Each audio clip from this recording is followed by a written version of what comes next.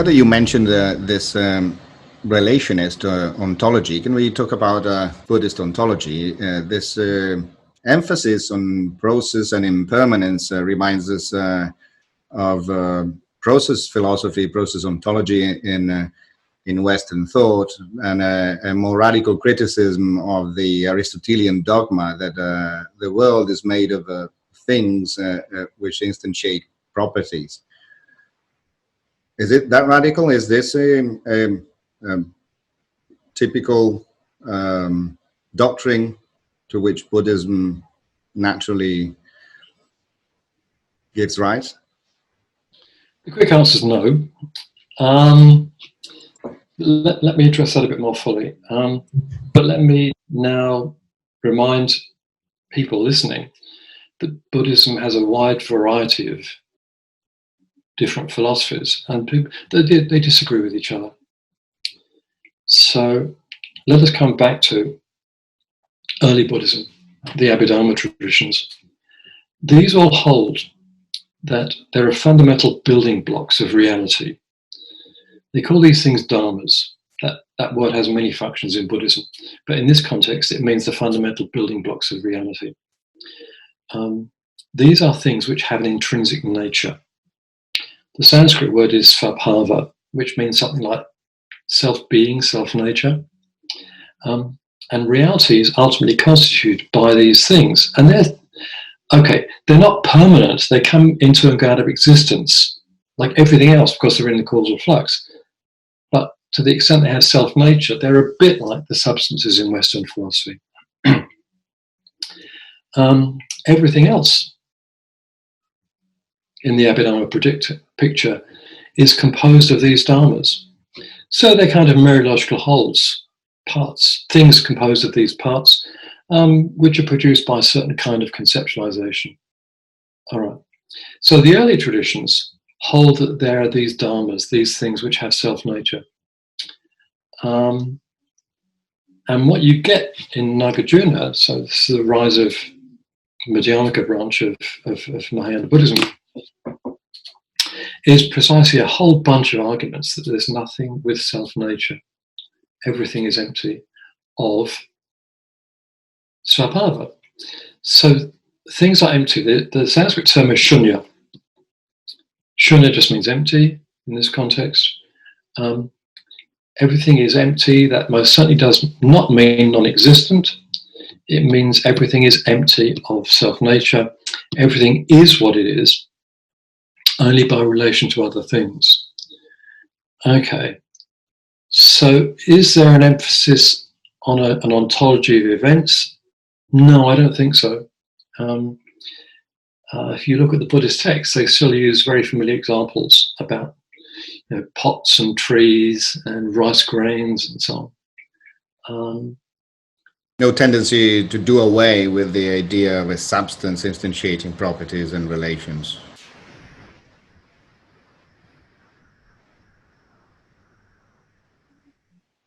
Well, certainly there are no such substances, because substances almost by definition are things with svabhava, things with an intrinsic nature. That disappears. And that everything is impermanent is there from the earliest times of Buddhism. But this attack on the dharmas, things with self-nature, is absolutely fundamental part of Madhyamaka. But they don't move towards an ontology of events. The world is still very much composed of concrete objects in the causal flux. Properties, that's kind of interesting. If you think of properties in the way that Western philosophers think of them, properties are abstract entities. Okay. And as I said, Buddhism is very naturalistic. It does not believe in abstract entities. So Buddhists in Western terms are kind of nominalists. Okay, so then there's a question of how you understand things like this is red, which naively seems to be true because this is an object which instantiates a property. Okay, so this is a big discussion in Buddhist philosophy. But the fifth story is that Buddhists don't believe in properties. They just believe in objects in the causal flux.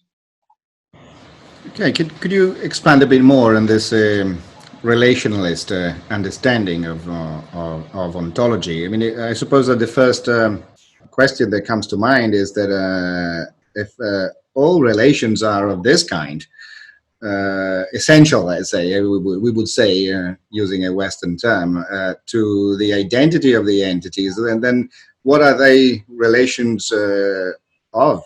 I mean, what are the relata? How can there be a relation or a net of relations without the relata? Yeah.